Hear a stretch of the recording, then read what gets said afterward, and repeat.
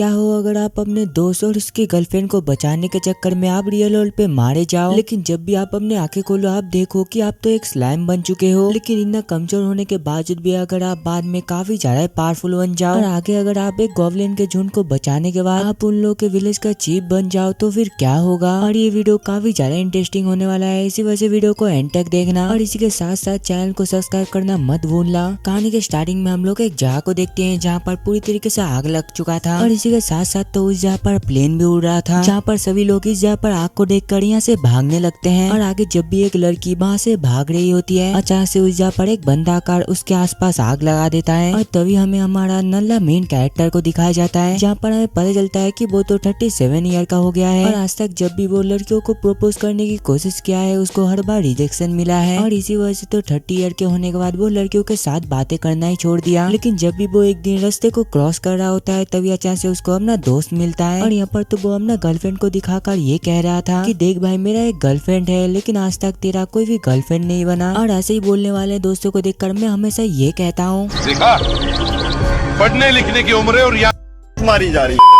और आगे वो बंदा उससे कहने लग जाता है कि मैंने तुम्हारे लिए भी एक होटल पर रिजर्वेशन किया है, इसी वजह से जल्दी से मेरे साथ चलो। उसका ये सा कुछ बातें सुनकर हमारा एमसी भी इसके लिए तैयार हो जाता है। और आगे जब भी वो लोग यहाँ से जाने वाले होते हैं अचानक से उस जगह पर एक बंदा आकर उसको मारने वाला होता है और हमने दोस्त को खतरे में देखकर हमारा एमसी जाकर सीधा उसको बचा लेता है। लेकिन ये सा कुछ करने के चक्कर में तो उसको खुद चाकू लग गया था, जिस वजह से उसको काफी ज्यादा दर्द होने लग जाता है, जहाँ पर वो अपने मन में कहने लग जाता है कि क्या मैं ऐसे ही खत्म होने वाला हूँ, ऐसा बिल्कुल भी नहीं हो सकता और वैसे भी इतने सालों तक मेरा कोई भी गर्लफ्रेंड नहीं बना और इसी वजह से लास्ट टाइम पे मुझे ऐसा लगता है कि सच में मैं एक नल्ला हूँ। लेकिन तभी अचानक से देखते देखते उसको एक आवाज आने लग जाता है कि कांग्रेचुलेशन, तुमको पेन नलिफिकेशन का एक एबिलिटी मिल चुका है और इसी के साथ साथ आपके अंदर ग्रे स्टेज का भी एबिलिटी आ चुका है। इस आग को सुनकर तो हमारा एमसी को शुरुआत में कुछ भी समझ नहीं आ रहा था, इसी वजह से आगे वो मरने से पहले अपने दोस्त से कहने लगता है कि मेरा एक काफी इंपॉर्टेंट काम बचा हुआ है, इसी वजह से प्लीज तुम वो काम को कर लेना। वो कहता है कि आखिरकार तुम क्या बकवास कर रहे हो, तुम दोबारा ठीक हो जाओगे, चिंता मत करो। हमारा एमसी कहता है कि मुझे नहीं लगता कि मैं यहाँ पर बच भी पाऊंगा, इसी वजह से मैं मरने से पहले ये चाहता हूँ कि तुम मेरे घर पर जाकर मेरे हार्ड ड्राइव को पूरी तरीके से डिस्ट्रॉय कर दो और इसी के साथ साथ तुम मेरा क्रोम का हिस्ट्री भी डिलीट करना मत भूलना। जिस पर उसका दोस्त कहता है कि ठीक है मैं ये सारा कुछ कर लूंगा। और इन लोग का बातचीत सुनकर तो मुझे बिल्कुल भी समझ नहीं आ रहा है कि हमारा एमसी क्रोम हिस्ट्री डिलीट करने के लिए क्यों कह रहा था। इसी वजह से मैं ये चाहता हूँ कि आप लोग इसका जवाब खुद कमेंट पर दो। लेकिन तभी अचानक से वो एक स्लाइम के अंदर इनकारनेट हो जाता है, जहाँ पर वो अपने मन में कहने लग जाता है कि आखिरकार मेरे साथ ये क्या हो रहा है, मुझे कुछ भी दिखाई क्यों नहीं दे रहा है। और यहाँ पर मुझे ऐसा लग रहा है कि मेरा बॉडी काफी ज्यादा सॉफ्ट हो चुका है। ईसा को कहते कहते तो वो यहाँ पर आसपास पर घूम रहा होता है, लेकिन तभी अचानक से वो गलती से एक पौधे को खा लेता है। ये देखकर तो यहाँ पर उसको समझ नहीं आ रहा था कि आखिरकार वो इस पौधे को कैसे खा लिया। और इसी के साथ साथ तो यहाँ पर उसको ये पौधे का एबिलिटी भी महसूस हो रहा था। लेकिन तभी अचानक से उसको एक आवाज सुनाई देता है कि ये चीज असल में आपका एक स्किल है और आप जब भी कोई भी चीजों को खाओगे आपके अंदर उसका स्किल आ जाएगा, इसके वजह से आप अपना बॉडी को काफी ज्यादा पावरफुल बना सकते हो। उसका ये सा कुछ बात सुनकर आगे वो पूछने लग जाता है कि आखिरकार तुम कौन हो। वो बताता है कि मैं असल में एक ग्रेट सेज हूँ और मैं आपके अंदर रहकर आपको इन्फॉर्मेशन देने का काम करता हूँ और इसी के साथ साथ स्किल को कैसे इस्तेमाल किया जाता है मैं इसके बारे में भी तुमको बता सकता हूँ। उसका ये सा कुछ बात सुनकर आगे वो कहने लग जाता है कि तुम मुझे जल्दी से और भी इन्फॉर्मेशन दो, जिस पर वो आगे बताने लग जाता है कि तुम अभी जिस वर्ल्ड पर हो इस जगह पर सारा का सारा चीजें मैजिक कुल से चलती है और मैजिक क्विज कोई भी एक्स्ट्रा चीज नहीं है, वो असल में एक मैजिक पावर है। और यहाँ पर ज्यादातर सामानों के अंदर मैजिक क्विज होता है जैसे कि क्रिस्टल और बाकी सारी चीजें और इसी वजह से जितना तुम अपना मैजिक यूज करोगे और अपना स्किल का इस्तेमाल करोगे उतना ही तुम्हारा पावर बढ़ने वाला है। उसका ये सा कुछ बातें सुनकर आगे हमारा एमसी भी क्रिस्टल को कंज्यूम करने लग जाता है और ऐसे ही भागते भागते खाते हुए थे वो पानी के अंदर गिर गया था, जहाँ पर वो अपने मन में कहने लग जाता है कि मुझे तैरना बिल्कुल भी नहीं आता तो आखिरकार मैं अभी क्या करूंगा। लेकिन तभी अचानक से उसको एक आइडिया आता है, जहाँ पर वो जल्दी से थोड़ा सा पानी को पीकर शूट करता है। इस वजह से तो वो यहाँ पर काफी स्पीड से जा रहा था, जहाँ पर वो काफी स्पीड से जाते हुए गलती से एक दीवार से टकरा जाता है, जहाँ पर वो कहने लग जाता है कि आखिरकार ये क्या हुआ, मुझे ऐसा लगा कि मैंने अभी अभी किसी चीज से टकराया है लेकिन मुझे बिल्कुल भी दर्द नहीं हो रहा है। और तभी अचानक से वो ग्रेट से बताने लग जाता है कि असल में तुम्हारे अंदर पेन नलिफिकेशन का मैजिक है, इसी वजह से तुमको इस स्किल के मदद से कभी भी पेन महसूस ही नहीं होगा। और आगे कुछ ही देर में उसका बॉडी ऑटोमेटिकली हिल भी हो जाता है। लेकिन तभी अचानक से उसको और एक नया आवाज सुनाई देता है और इसके सामने तो एक ब्लैक कलर का बंदा था, जहाँ पर वो उससे कहने लगता है कि आखिरकार तुम कौन हो, यहाँ पर आने के बाद आखिरकार तुम मुझे भाव क्यों नहीं दे रहे हो और तुम अभी इस तरीके का बिहेव कर रहे हो, क्या तुमको पता भी है आखिरकार मैं कौन हूँ। वो कहता है कि प्लीज मुझे माफ कर देना, मुझे तुम्हारे बारे में बिल्कुल भी नहीं पता और वैसे मुझे कुछ भी दिख नहीं रहा है, इसी वजह से मुझे समझ नहीं आ रहा है कि आखिरकार तुम कौन हो। वो कहता है वो अच्छा ऐसा बात है, तुमको कुछ भी दिखाई नहीं दे रहा है ना, अगर तुमको कुछ भी दिखाई नहीं दे रहा है तो तुम मैजिक को सेंस करने की कोशिश करो। और आगे जब भी वो ऐसा करने की कोशिश करता है यहाँ पर तो उसको थोड़ा थोड़ा दिखना स्टार्ट हो गया था। वो बंदा कहता है कि तुम तो मुझे काफी ज्यादा एटीट्यूड दिखा रहे हो, चलो मैं तुमको माफ करता हूँ, लेकिन इससे पहले तुमको मुझसे वादा करना पड़ेगा कि तुम हमेशा मुझसे मिलने के लिए आओगे। उसका ये बात को सुनकर आगे हमारा एमसी कहने लगता है कि तुमको ज्यादा टेंशन लेने की बिल्कुल भी जरूरत नहीं है, मैं हर दिन हमेशा तुमसे मिलने के लिए जरूर आऊंगा। और आगे जब भी हमारा एमसी ध्यान से देखने की कोशिश करता है वो तो यहाँ पर काफी ज्यादा डर गया था, क्योंकि वो बंदा असल में कोई इंसान नहीं बल्कि वो यहाँ पर काफी पावरफुल एक ड्रैगन था। और आगे वो ड्रैगन अपना नाम बताता है जो कि था द ग्रेट ड्रैगन वेल्डोरा, जहाँ पर वो ड्रैगन उसको ये भी बताता है कि मैं असल में करीब 300 सालों से यहाँ पर बंद हूँ और यहाँ पर कोई भी नहीं है, इसी वजह से मैं करीब 300 सालों तक किसी से भी बातें तक भी नहीं किया, इसी वजह से ही तो मैं तुमसे ये वादा करवाया है कि तुम हमेशा मुझसे मिलने के लिए आओगे, क्योंकि इतने सालों से बातें ना करने की वजह से मैं यहाँ पर काफी ज्यादा लोनली फील करता हूँ और मैं इस जगह पर इसलिए फंसा हुआ हूँ क्योंकि मैं गलती से एक पूरी की पूरी सिटी को डिस्ट्रॉय कर दिया था। लेकिन तभी उस जगह पर अचानक से एक हीरो आकर वो अपना मैजिक के मदद से मुझे इस जगह पर सील कर दिया और तब से लेके आज तक मैं ना ही बाहर निकल पाया हूँ और ना ही मैं मैजिक का इस्तेमाल कर पा रहा हूँ। और आगे वो ड्रैगन उससे पूछने लग जाता है कि अब तुम बताओ आखिरकार तुम कौन हो, जिस पर हमारा एमसी बताने लग जाता है कि मैं पहले एक इंसान था, लेकिन उस टाइम पे एक बंदा आकर मुझे चाकू घोंप दिया और इस वजह से तो मैं वहाँ पर मारा गया था। और आगे जब भी मैंने अपना आंखों को खोला मैं तो इस जगह पर था और तभी हमारा एमसी ये देखता है कि वेल्डोरा के ऊपर तो एक काफी पावरफुल बैरियर लगा हुआ था, जो देखकर आगे वो उससे पूछने लग जाता है कि क्या यही वो सीलिंग वाला चीज है। वेल्डोरा कहता है कि तुमने बिल्कुल सही कहा, जो सुनकर आगे वो कहने लग जाता है कि तुम तो इस वजह से काफी ज्यादा अकेले पड़ जाओगे और वैसे मैं इस जगह पर अकेला ही हूँ, इसी वजह से क्यों ना तुम मेरा दोस्त बन जाओ। उसका ये सारा कुछ बातें सुनकर तो वो ड्रैगन काफी ज्यादा शॉक्ड हो गया था, जहाँ पर वो कहने लग जाता है कि क्या तुम एक नॉर्मल स्लाइम होकर मुझसे दोस्ती करना चाहते हो। वो कहता है कि प्लीज मुझे माफ कर देना, ये बात शायद आपको पसंद नहीं आया। वेल्डोरा कहता है कि नहीं नहीं ऐसा बात बिल्कुल भी नहीं है, मैं तो यहाँ पर काफी ज्यादा खुश हूँ कि तुम मेरा दोस्त बनना चाहते हो, इसी वजह से आज से तुम और मैं एक दोस्त है। ये कहकर ही आगे वो दोनों जल्दी से एक दूसरे से हाथ मिलाते हैं, जो करते हुए आगे हमारा एमसी हमने मन में कहने लग जाता है कि कितना बढ़िया बात है, मैं एक नए वर्ल्ड पे रिकार्नेट होने के बाद यहाँ पर ये काफी पावरफुल ड्रैगन से दोस्ती भी कर लिया और काश मेरे दोस्त ने मेरा हार्ड ड्राइव को डिस्ट्रॉय कर दिया होगा। और तभी हम लोग दूसरी साइड हमारे एमसी का दोस्त को देखते हैं और यहाँ पर तो वो उसका कंप्यूटर को एक पानी में फेंक कर पूरी तरीके से खराब कर दिया था। दूसरी साइड हम लोग दोबारा हमारा एमसी को देखते हैं जो कि वो ड्रैगन से कहने लगता है कि तुम तो यहाँ पर करीब 300 सालों से बंद पड़े हुए हो, इसी वजह से जल्दी से बताओ अगर तुम यहाँ से नहीं निकलोगे तो फिर क्या होगा। वो कहता है कि चिंता मत करो, मेरे पास और भी 100 सालों तक जीने की एनर्जी बचा हुआ है और अगर मैं 100 साल बीतने से पहले यहाँ से नहीं निकला तो मैं यहाँ पर ही मारा जाऊंगा। उसका ये सा कुछ बातें सुनकर तो यहाँ पर हमारा एमसी काफी ज्यादा परेशान हो गया था, जहाँ पर वो कहने लग जाता है कि रुको मैं अपना एक स्किल का इस्तेमाल करके देखता हूँ, शायद कुछ इससे बात बन जाए। लेकिन आगे जब भी वो ऐसा करने की कोशिश करता है उसका मैजिक तो बिल्कुल भी काम ही नहीं कर रहा था। ये देखकर तो यहाँ पर उसको समझ नहीं आ रहा था कि आखिरकार अब वो क्या करेगा। इसी वजह से आगे वो जल्दी से वो से पूछने लग जाता है कि आखिरकार अभी मुझे क्या करना चाहिए। वो बताता है अगर तुम ये सील को दोनों साइड से चेक करोगे तो शायद हो सकता है कि तुमको ये सील के बारे में कुछ पता चल जाए। उसका ये सारा कुछ बातें सुनकर आगे हमारा एमसी उसको सारा कुछ बातें बता देता है कि अगर वो ये सील दोनों साइड से चेक करेगा तो शायद हो सकता है उसको पता चल जाए कि आखिरकार ये सील को कैसे डीएक्टिवेट किया जा सकता है। और इसी वजह से मैं ये चाहता हूँ कि मैं अपना प्रेडेटर स्किल का इस्तेमाल करते हुए मैं तुमको खा लूं, जिसके बाद तुम मेरे पेट के अंदर पूरी तरीके से सेव रहोगे और इसी के साथ साथ तुम्हारा मैजिक एनर्जी भी बिल्कुल भी खत्म भी नहीं होगा। जहाँ पर मैं बाहर से तुम्हारा सेल को चेक करने की कोशिश करूंगा और दूसरी साइड तुम अंदर से ये सील को तोड़ने की कोशिश कर सकते हो। उसका ये प्लान को सुनकर तो यहाँ पर वो ड्रैगन को भी ये प्लान काफी ज्यादा पसंद आया था, जहाँ पर वो कहने लग जाता है कि ये करने से पहले क्यों ना हम लोग सबसे पहले एक दूसरे को नाम दे दे। उसका ये बात को सुनकर आगे हमारा एमसी थोड़ा सा सोचने के बाद वो कहने लगता है कि तुमको देखकर मुझे ऐसा लगता है कि तुम काफी ज्यादा पावरफुल ड्रैगन हो, इसी वजह से आज से तुम्हारा नाम टेम्पेस्ट का है। ये नाम तो यहाँ पर वो ड्रैगन को भी काफी ज्यादा अच्छा लगा था, जहाँ पर वो कहने लग जाता है कि तुम तो एक स्लाइम हो, इसी वजह से आज से तुम्हारा नाम रिमोरू है। और आगे रिमोरू जल्दी से वो ड्रैगन को निगल लेता है, जो कड़कड़ी आगे वो उस ड्रैगन को अपने पेट के अंदर रख देता है। दूसरे हम लोग कुछ लोगों को देखते हैं जो कि एक साथ बैठकर ये डिस्कस कर रहे थे कि वेल्डोरा वो जगह से अचानक से गायब हो चुका है। और जब भी ऐसा हुआ ये देखकर सभी लोग काफी ज्यादा परेशान हो गए और मुझे बिल्कुल भी समझ नहीं नहीं आ रहा है कि आखिरकार ऐसा कैसे हुआ। और वैसे भी वेल्डोरा एक ऐसा ड्रैगन है जो कि 4 पावरफुल ड्रैगनों में से एक है। दूसरा हम लोग रिमोरू को देखते हैं और यहाँ पर तो वो एक एक करके सभी क्रिस्टल को कंज्यूम करे जा रहा था और आगे ऐसे ही कंज्यूम करते करते उसको एक नया एबिलिटी मिलता है जो कि था वाटर ब्लेड। और आगे जब भी वो ऐसे क्रिस्टल को कंज्यूम कर रहा था अचानक से उसके पास एक मॉन्स्टर आ जाता है। लेकिन यहाँ पर रिमोरू भी थोड़ी ना कम था, वो अपना नया एबिलिटी की मदद से वो उसको वहाँ पर ही हरा देता है। और आगे जब भी रिमोरू वो मॉन्स्टर को कंज्यूम करता है, यहाँ पर कंज्यूम करने की वजह से तो उसको वो मॉन्स्टर का एबिलिटी भी मिल चुका था। और आगे रिमोरू ऐसे ही जहाँ पर घूमते घूमते सभी मॉन्स्टरों को खत्म करने लग जाता है, जहाँ पर हमें पता चलता है कि वो ड्रैगन को कंज्यूम करने के बाद तो रिमोरू काफी ज्यादा पावरफुल बन चुका था। और आगे वो ऐसे ही जहाँ पर काफी आराम से घूमने लग जाता है। लेकिन तभी अचानक से वो जगह के मेन गेट को 3 बंदे आकर खोलते हैं, जहाँ पर वो लोग जल्दी से इनविजिबल होकर ये केव के अंदर घुस जाते हैं ये जगह को चेक करने के लिए, जिससे इसका फायदा उठाकर आगे रिमोरू जल्दी से वहाँ से भाग जाता है। लेकिन आगे जब भी वो थोड़ा सा आगे जाता है उसको वहाँ पर कुछ गॉब्लिन के झुंड मिलता है, जो देखकर आगे रिमोरू उन लोगों से पूछने लग जाता है कि आखिरकार तुम लोग यहाँ पर क्यों आए हो। वो लोग बताते हैं कि असल में हम लोग आपसे मिलने के लिए यहाँ पर आए हैं, क्योंकि यहाँ पर हम लोग महसूस कर सकते हैं कि आप काफी ज्यादा पावरफुल हो। इसी वजह से हम ये चाहते हैं कि आप हमारे साथ हमारे विलेज पे चलिए, क्योंकि अभी आपका हमें काफी ज्यादा जरूरत है। और आगे जब भी रिमोरू अपना असली आवाज पे बातें करने लग जाता है, ये सुनकर तो यहाँ पर सभी के सभी काफी ज्यादा डर गए थे। और आगे जब भी रिमोरू इनके साथ इनके विलेज पर जाता है, उस जहाँ पर विलेज का चीफ आकर रिमोरू के साथ बातें करने लगते हैं, जहाँ पर वो कहने लगते हैं कि मिस्टर रिमोरू मुझे आपकी पावरफुल ऑरा अभी भी महसूस हो रहा है। शुरुआत में तो यहाँ पर रिमोरू को कुछ भी समझ नहीं आ रहा था, लेकिन जब भी वो अपने आप को चेक करता है उसके अंदर से तो काफी पावरफुल ऑरा निकल रहा था। इसी वजह से आगे वो घबराते हुए कहने लग जाता है, लगता है तुमने मेरा पावरफुल ऑरा को महसूस कर ही लिया। और आगे वो चीफ कहने लगता है कि असल में हमारे विलेज के ऊपर काफी ज्यादा अटैक हो रहा है, जहाँ पर हर दिन हमारे विलेज के ऊपर उल्फ आकर हमारे ऊपर अटैक कर देते हैं। ऐसा कुछ तब से हो रहा है जब हमारा गार्डियन वेल्डोरा यहाँ से गायब हो चुके हैं, और ये फाइट करने के चक्कर में मेरा खुद का बेटा भी मारा गया। इसी वजह से हम ये चाहते हैं कि आप अपने पार के मदद से ये सभी उल्फ को यहाँ से भगा दो। रिमोरू कहता है कि चलो ठीक है, मैं तुम्हारा मदद जरूर करूंगा, लेकिन सबसे पहले ये बताओ कि आखिरकार मुझे इससे क्या मिलने वाला है। विलेज के चीफ कहते हैं अगर आपने ये काम को कर दिया तो हम हमेशा आपका सर्वेंट बनकर रहेंगे और आपसे लॉयल रहेंगे। उसका ये सा कुछ बातें सुनकर आगे रिमोरू भी ये करने के लिए बिल्कुल तैयार हो जाता है। लेकिन तभी अचानक से उन लोग को पता चलता है कि उनके ऊपर दोबारा अटैक हो चुका है उल्फों का, जो देखकर तभी इतने में उस पर रिमोरू आकर कहने लगता है कि तुम लोग अब ज्यादा टेंशन मत करो, अब मैं सारा कुछ संभाल लूंगा। फिर थोड़ी देर बाद का सीन दिखाया जाता है जहाँ पर रिमोरू तो सभी गॉब्लिन से बातें कर रहा था, जहाँ पर वो कहने लगता है कि आज से मैं ये बैटल को खुद ही संभालूंगा। इसी वजह से तुम लोग सबसे पहले मुझे ये बताओ कि कौन ये सभी लड़ाई की वजह से सबसे ज्यादा घायल है। उसका ये बात को सुनकर आगे विलेज का चीफ रिमोरू को एक जगह पर लेकर जाता है, जहाँ पर वो ये देखता है कि उस जगह पर तो काफी सारे गॉब्लिन काफी ज्यादा घायल पड़े हुए थे। ये देखकर तो यहाँ पर रिमोरू को समझ नहीं आ रहा था कि आखिरकार अब उसको क्या करना चाहिए, जहाँ पर वो जल्दी से एक एक करके सभी गॉब्लिन को खाने लग जाता है। और यहाँ पर तो वो एक एक करके उसके बॉडी में पोषण लगाकर उन लोग को ठीक करे जा रहा था, जहाँ पर वो ऐसे ही धीरे धीरे करके सभी गॉब्लिन को खत्म कर देता है। जो करकड़ी आगे रिमोरू जल्दी से बाहर निकल कर कहने लग जाता है कि सबसे पहले हम लोग को तैयार होना पड़ेगा उन लोग के ऊपर दोबारा अटैक करने के लिए। दूसरा हम लोग काफी सारे उल्फ को देखते हैं और यहाँ पर तो वो लोग बिल्कुल तैयार थे उन लोग के ऊपर अटैक करने के लिए। और आगे जब भी वो लोग उस विलेज के पास आते हैं वो लोग ये देखते हैं कि यहाँ पर तो सभी गॉब्लिन के साथ इस जगह पर एक स्लाइम भी था। ये देखकर तो यहाँ पर उन लोग को पहले समझ नहीं आ रहा था कि आखिरकार इस जगह पर एक स्लाइम क्या कर रहा है, जहाँ पर वो लोग कहने लगते हैं कि हम लोग को टेंशन लेने की बिल्कुल भी जरूरत नहीं है, हम लोग तो ऐसे ही ये स्लाइम को काफी इजीली हरा देंगे। लेकिन तभी अचानक से हमारा एमसी रिमोरू कहने लग जाता है कि अगर तुम लोग जिंदा रहना चाहते हो तो मैं ये चाहता हूँ कि तुम लोग यहाँ से चले जाओ। लेकिन वो लोग भी यहाँ पर कहाँ ही हार मानने वाले थे, वो लोग सीधा वो गॉब्लिन के ऊपर अटैक कर देते हैं। लेकिन आगे जब भी वो लोग आगे की तरफ जाते हैं अचानक से वो लोग वहाँ पर ही मारे जाते हैं, जहाँ पर हमें पता चलता है कि रिमोरू तो इस जगह पर काफी पहले ढेर सारा वायर लगा कर रखा था। इतने सारे वायर की वजह से तो उस जगह पर काफी सारे वुल्फ अटक गए थे। ये देखकर आगे वो वुल्फ का लीडर सीधा रिमोरू के ऊपर अटैक करने के लिए जाता है, लेकिन जब भी वो ऐसे करने की कोशिश करता है वो अचानक से उसके वायर में फंस जाता है। और आगे रिमोरू अपने वाटर स्किल के वजह से उसको वहाँ पर ही मार देता है। जो करकड़ी आगे वो जल्दी से वो वुल्फ को कंज्यूम कर लेता है। और यहाँ पर तो असल में रिमोरू का प्लान ये था कि वो उन लोगों का लीडर को कंज्यूम करने के बाद उसकी मदद से उन लोगों को भगाने की कोशिश करेगा, जहाँ पर रिमोरू जल्दी से वो वुल्फ में ट्रांसफॉर्म होकर उससे कहने लगता है कि मैं ये चाहता हूँ कि तुम जल्दी से यहाँ से भाग जाओ। लेकिन तभी इतने में उस जगह पर सभी वुल्फ आकर झुककर कहने लगते हैं कि आज से असल में आप हमारे मास्टर हो। फिर अगले दिन का सीन दिखाया जाता है जहाँ पर हमें पता चलता है कि आज से तो इस विलेज में वुल्फ के साथ साथ सभी गॉब्लिन भी एक साथ रहने वाले थे, जहाँ पर रिमोरू कहने लग जाता है कि आज से तुम सभी लोग एक साथ रहोगे। जहाँ पर वो लोग जल्दी से उन लोगों से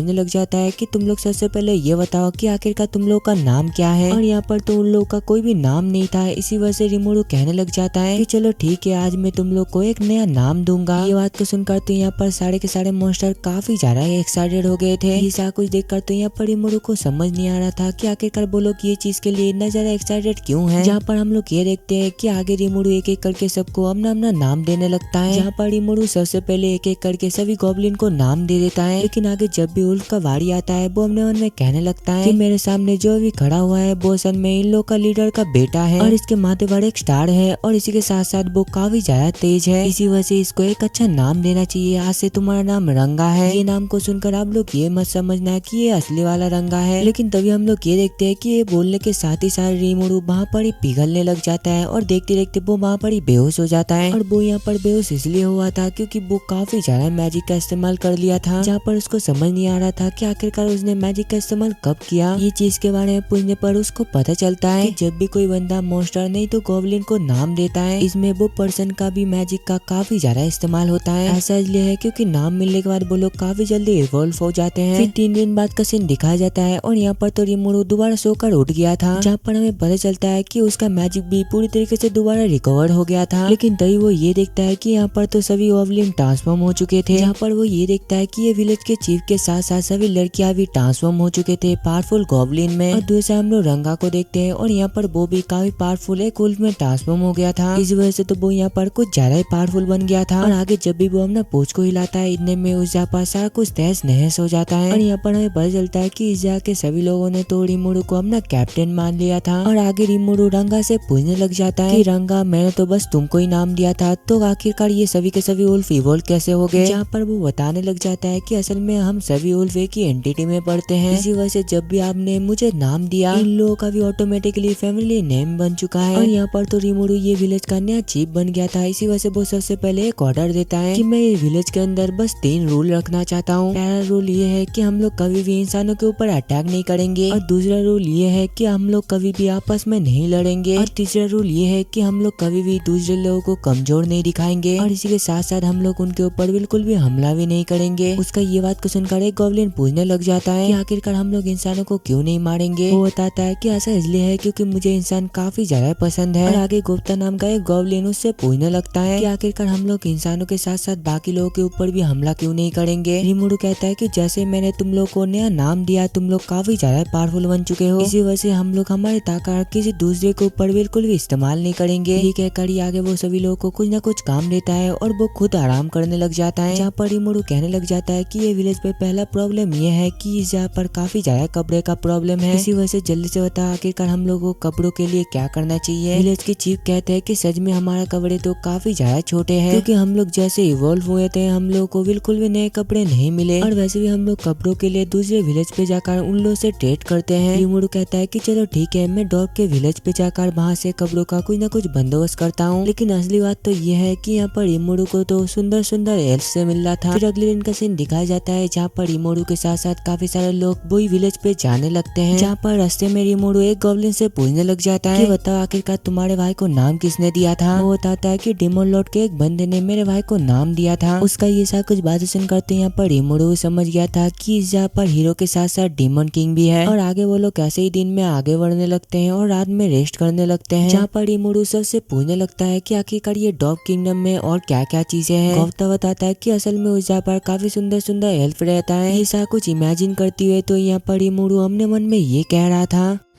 इतनी खुशी मुझे आज तक।